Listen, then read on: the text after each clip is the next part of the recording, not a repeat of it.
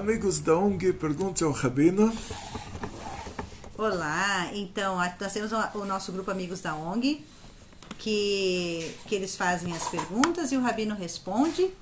E uma das perguntas aqui muito pertinente que entrou no grupo foi a pergunta do doutor, não sei se eu vou pronunciar certo o nome, Shinkai. Ele pergunta para o Rabino, como proceder nesse período tão conturbado da humanidade, com nível baixíssimos de educação e comportamentos. Como médico, vejo as pessoas piorando de geração em geração. Fica difícil até convivermos com a sociedade externa. Uma pergunta muito pertinente para nós. Uma pergunta muito profunda, muito interessante. Está escrito na Gemara, em Sanedrin, que be'ikvta de Mashiach chutzpah yazge. Os nossos sábios, eles já preveem essa nossa geração, eles chamam isso de os calcanhares do Mashiach. Porque os calcanhares do Mashiach é um conceito cabalístico. O Arizal, ele desenha uma figura imaginária que a cabeça dessa figura é o nosso exílio na Babilônia.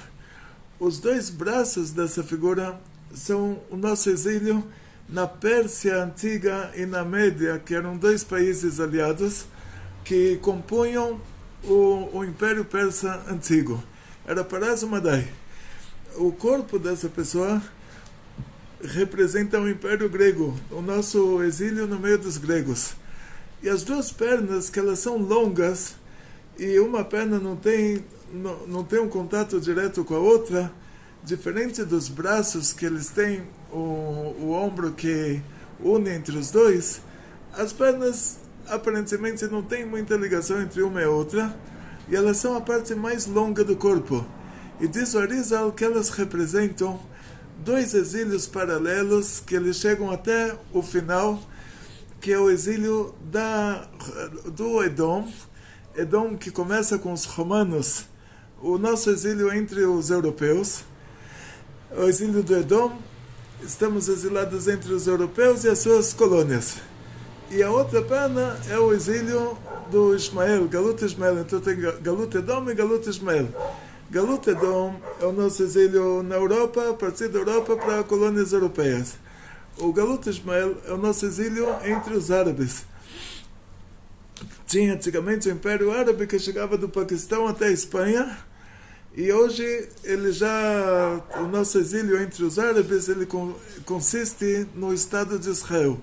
O Estado de Israel se encontra numa situação de Galut Ismael e nós aqui no Brasil é Galut Edom. Não é o mesmo exílio. Enquanto lá, coitados, eles sofrem, aqui, graças a Deus, a gente não tem Irã aqui na cabeça, né? Não tem todos esses sofrimentos que eles têm lá.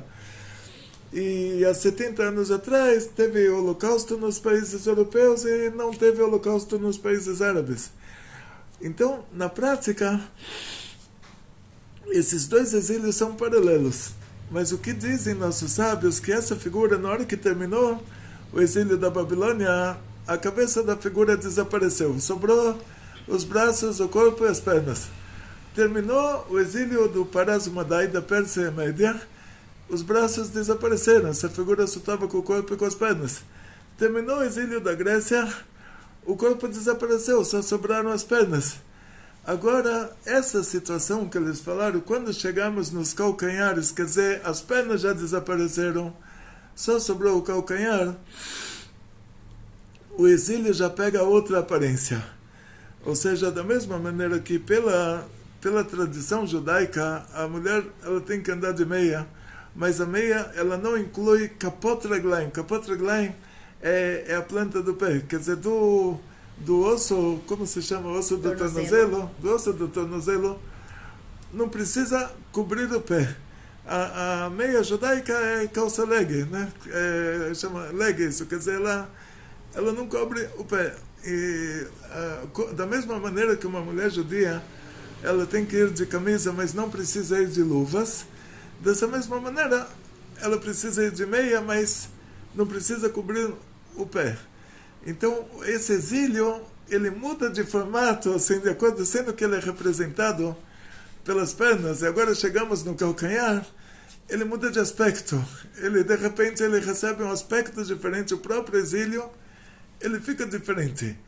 E ele se revela de uma maneira que você fala, pô, os europeus de hoje não são os europeus de antigamente, os árabes de hoje não são os árabes de antigamente. Os árabes de antigamente não sabiam fazer esses mísseis que o Irã faz, não tinham bomba atômica, não tinham... A gente está em outra situação. Os árabes não são os árabes que eles eram, os europeus não são os europeus que eles eram. Mas nossos sábios, quando eles falam sobre essa geração, eles dão sinais sobre ela. E dentro desses sinais, a gente vai ver, o Rebbe, ele contou para todos, durante dezenas de anos, que essa geração da Geulah é a geração que nós nos encontramos nela. O Ikvta de Mashiach, o calcanhares do Mashiach, quer dizer, toda a figura já desapareceu, só sobrou o calcanhar.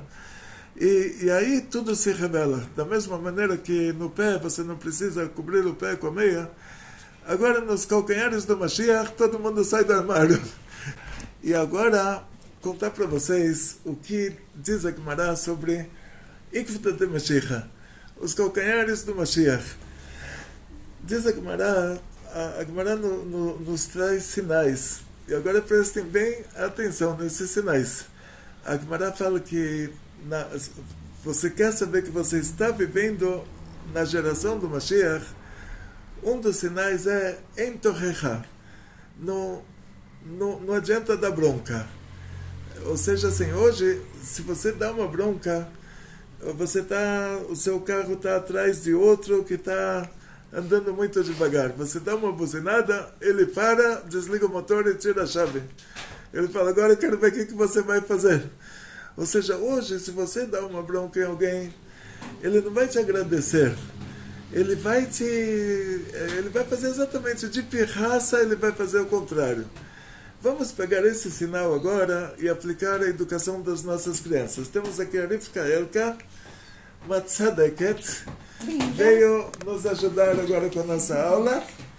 E a Rivka Elka, eu vou perguntar para ela, vamos falar uma coisa assim simples. Você quer que uma criança faça alguma coisa, o que você faz? Você grita, berra e bate, ou você dá uma balinha para ela, você fala, se você fizer, você dá uma bala. Se você fizer, eu te dou uma bala. Tá vendo? Exatamente isso. Quer dizer, antigamente...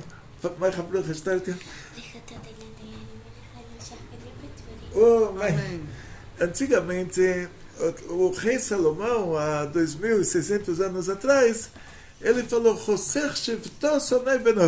a pessoa que economiza o chicote, o shevet é uma madeira, é pior do que... A pessoa que economiza de bater no filho, ele é alguém que odeia o filho. Porque antigamente as pessoas eles tinham tanto amor no coração, mas tanto amor, o filho sentia tanto esse amor, que se o pai raramente desse um tapinha na criança, isso não ia... O amor ia continuar. Hoje, nós somos uma geração fraca, uma geração saúde, uma geração que a gente não consegue expressar muito o amor que a gente tem pelas crianças. Então, se Deus me livre, o pai grita, berra, bate, muito amor a criança já não tinha do pai, agora ele tem ainda... Então, a criança já vai pensar num plano B. E uma coisa é certa, com certeza... ela não vai fazer o que o pai está pedindo. Então, contar para vocês uma história. Eu fui professor em Israel. Eu trabalhei com o Ministério da Educação de Israel, o Mesrad HaChinuch. Recebi o salário deles, uma mixaria. Até hoje tem greves lá em Israel por causa desse salário. Uma coisa interessante... que num dos congressos dos professores ensinaram para nós qual a diferença entre as crianças da nossa geração e as crianças da geração anterior. E contaram que na Rússia tinha uma profissão, uma pessoa que ficava na feira com um urso, ele era um urso dançante. como aqui no Brasil antigamente tinha o periquitinho que tirava o bilhetinho, tinha, a pessoa tocava uma música, o periquito ia lá e tirava o bilhete. Na Rússia tinha urso dançante. Você quer que o urso dança? Dá uma moeda para a pessoa que está tocando a música, ele começa a tocar a música, o urso começa a dançar, todo mundo fica muito feliz. Mas como se ensinava o urso a dançar? Não se ensinava. Pegavam o urso, matavam ele, daí faziam com esse urso uma fantasia de urso e pediam para uma pessoa usar. Então, isso era uma possibilidade, mas aí as pessoas da feira sabiam se você vê alguém fantasiado de urso, você descobre. Eu sei, Então, mas era... na feira, vou te contar para você então, você não conhece a história, na feira da Rússia era um urso de verdade. Então, como eles ensinavam esse urso a dançar? Dando chicotadas. Não, colocavam o urso, empurravam, era um ursinho, um filhote. Empurravam ele para uma sala que estava cheia de brasas. E o urso pisava nas brasas e queimava, começava a pular, e a pessoa tocava aquela mesma música o tempo todo. Depois esperava cicatrizar, esperava 2 semanas. De novo, empurravam o ursinho para dentro da sala de brasas. De novo, ele sentia que estava pegando fogo, começava a pular. De novo, aquela pessoa tocava aquela mesma música. Depois de algumas vezes, não precisava mais colocar o ursinho na sala de brasas. Era só ele tocar a música, o ursinho começava a pular. E tadinho ficou adestrado dessa maneira. Então me falaram, essa era a educação da geração anterior. O professor gritava, a criança obedecia. O pai gritava, o filho obedecia. A mãe gritava, a filha obedecia. Qual é o problema com esse tipo de educação? Que na hora que não estão tocando a música, aí o urso não está dançando. E a criança cresce e vai embora. Não tem o pai gritando, tudo que ele aprendeu desse pai foi água abaixo, não sobrou nada. Só funciona quando ele ouve o pai gritando. Só funciona quando ele ouve a mãe gritando. Só Não funciona... é verdade. Não, porque você não foi educado assim, graças a Deus. Eu já gritei com você alguma vez? Não. Então, Baruch Hashem, mas eu estou falando, eram os nossos avós no Líbano que eram assim, né? Mas a gente já é diferente. De 50 anos atrás. 50 anos atrás. As pessoas de hoje de 40, 50, 60 anos, elas contam que elas foram educadas dessa maneira. Agora, a geração já de 30 para 30 anos, as pessoas que têm 30 anos hoje já contam uma diferente. Exatamente. Já foram criados mais com calma e sem gritos e tal. Exatamente. Então, o que acontece? A nossa geração, ela tem o lado ruim, que é uma geração mais fraca, e ela tem um lado bom, que é uma geração que recebeu já uma educação melhor.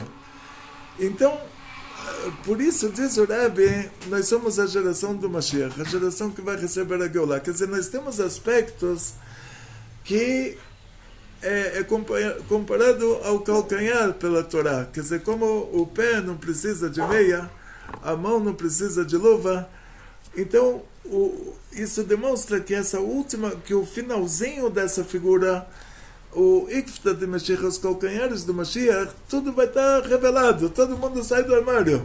A pessoa que é um neonazista faz um protesto lá, os neonazistas protestam a favor do neonazismo e outros protestos aí que eu não vou entrar nos detalhes, né? Mas cada um tem orgulho do que ele é, Deus da me bandeira livre. que ele está levantando. Né? Tá tudo revelado, quer dizer, não tem mais nada escondido. É como o pé que não precisa estar coberto pela meia, dessa mesma maneira, está todo mundo fazendo coisa errada reveladamente, ninguém está mais fazendo pelas costas. Por outro lado, quem tem educação na nossa geração, quem se comporta certo porque de verdade está se comportando certo. Não porque o pai está gritando, porque a mãe está gritando, porque a sociedade está pressionando. Porque no meio dessa sociedade que todo mundo está fazendo errado, e chega alguém e faz certo, quer dizer, a pessoa vê lá protestos nos Estados Unidos, a gente sabe assim que um aborto é assassinato. E uma mãe... depois, quando você crescer, eu te explico. Aí, uma mãe que assassina a própria criança, é pior do que um assassinato normal. Imagina, você ouve uma história, a mãe assassinou a filha, a mãe assassinou o filho. É muito pior do que um assassinato normal. E lá nos Estados Unidos tem pessoas protestando a favor do assassinato. A favor, mães protestando que elas querem assassinar as próprias crianças. E que incrível, né? Esses que estão protestando contra que o aborto, né, para legalizar o aborto, já nasceram. Já nasceram, não foram abortados. Não foram abortados.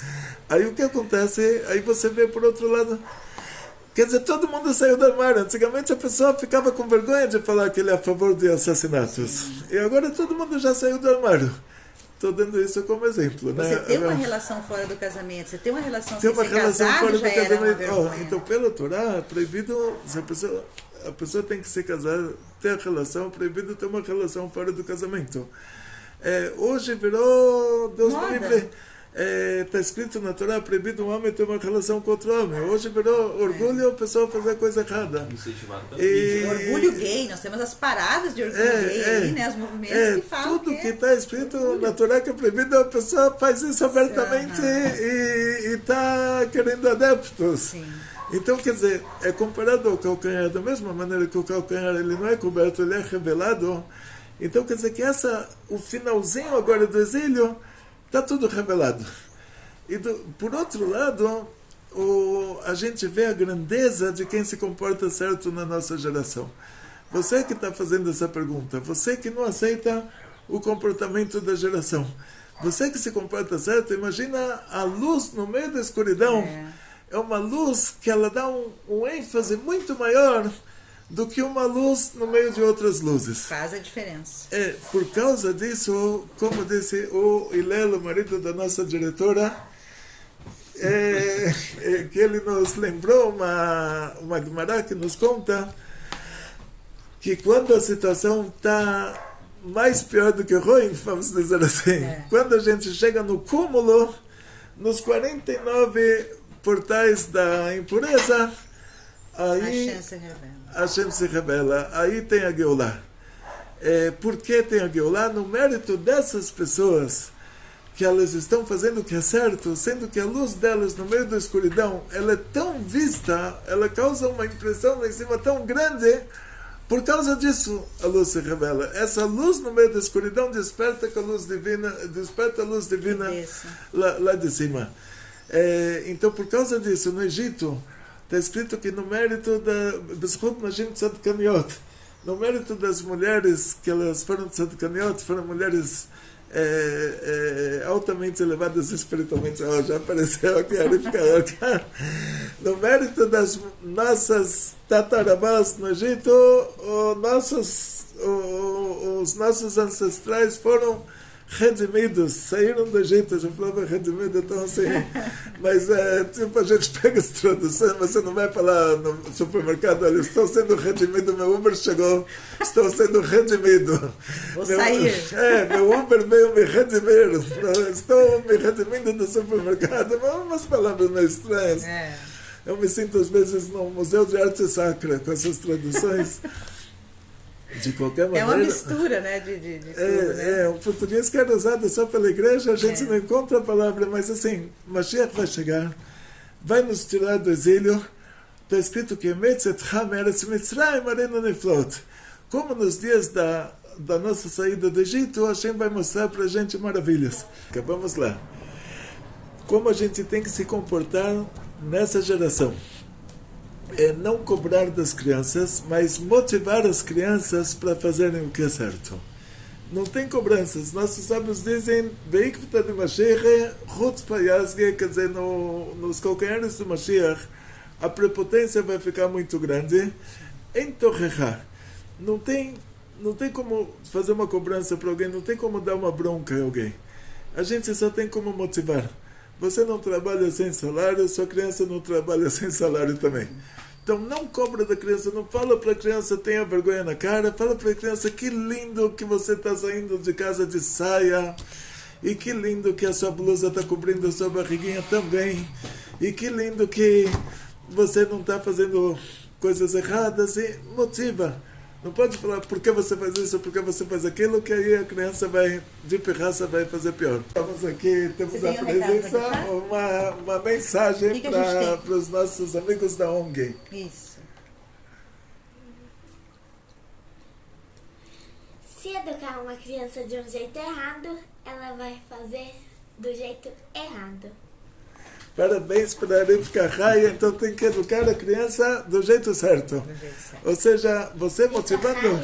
Para Rivka Elka. Rivka Elka, estou aqui entre Rivkas. A Rivka Elka, parabéns para a Rivka Elka. Parabéns. E a gente tem que motivar as crianças. Vocês estão vendo a Rivka Elka? Baruch Hashem, é um exemplo para nós. Então, nessa geração, você não deve dar broncas, você não deve, Deus me livre bater, Deus me livre gritar, Deus me livre berrar, somente motivar. Pegar o lado bom da criança e incentivar a criança a se tornar melhor. E cada um é uma luz, cada um de nós é uma luz no meio da escuridão. Uma luz no meio da escuridão, ela tem muito mais valor do que uma luz no meio de outras luzes. Por causa disso, a Geulah, ela acontece exatamente numa situação que está tão escuro, mas tão escuro, que por causa disso, o mérito dessas pessoas que são uma luz no meio da escuridão, traz para a gente a Geulah, e Hashem já termina o nosso exílio, termina esse Ikvta de Mashiach, os calcanhares de Mashiach, e já tem a Geulah. Só acrescentar para vocês um detalhe, o Don Yitzhak Abarbanel escreveu um livro, Yeshuot Mashiach, as salvações do Mashiach. Nesse livro ele escreve tudo o que vai acontecer antes do Mashiach chegar, quando o Mashiach chegar, e não tem versão portuguesa desse livro, tem Lashon HaKodesh em hebraico. E o que acontece na prática, vou contar para vocês, hoje qualquer ligação é um spam. A gente tem um detetor de spam.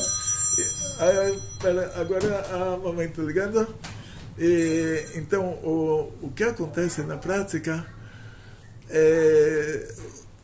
vamos assim analisar. A Gemara nos conta que antes da Geulah vão ter guerras.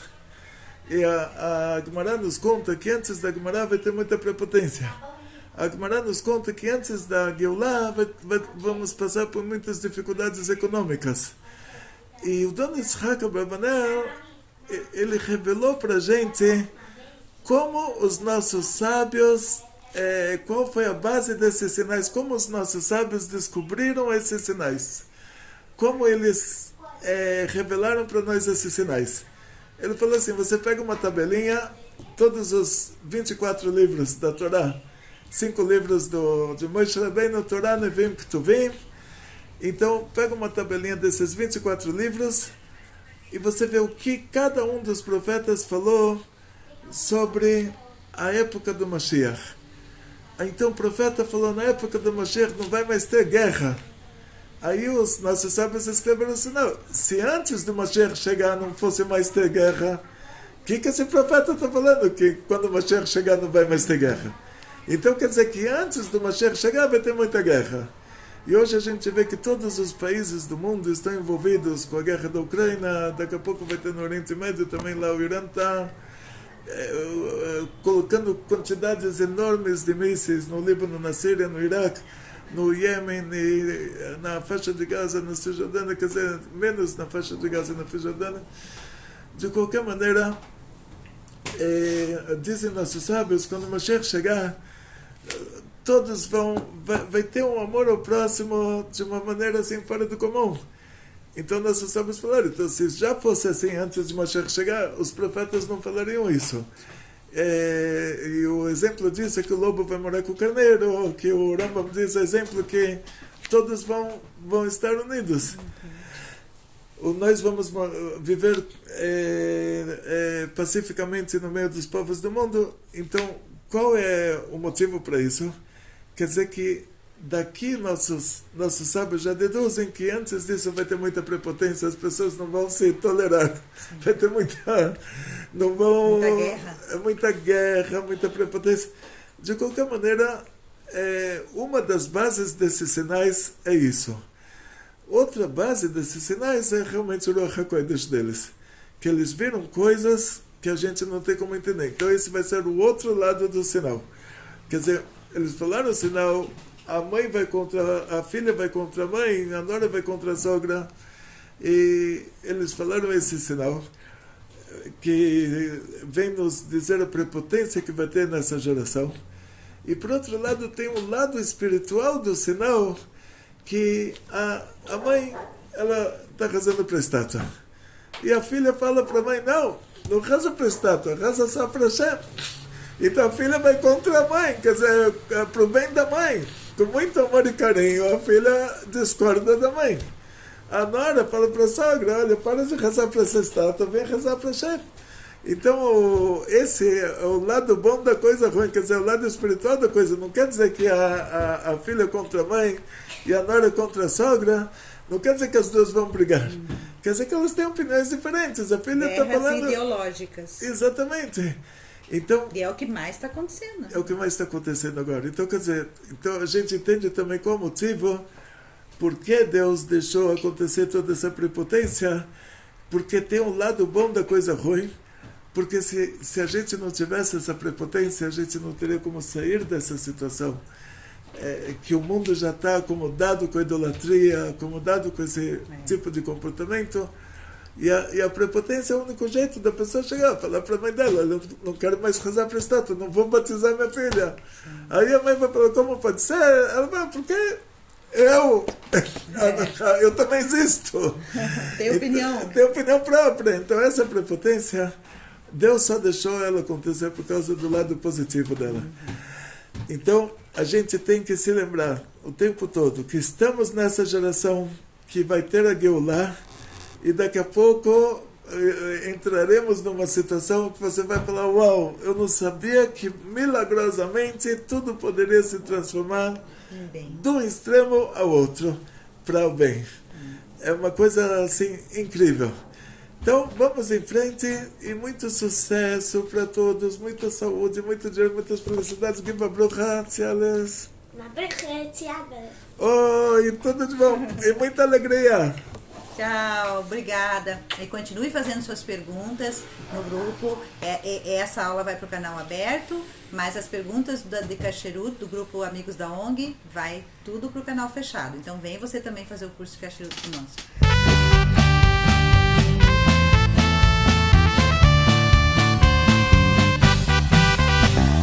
Geula, Geula.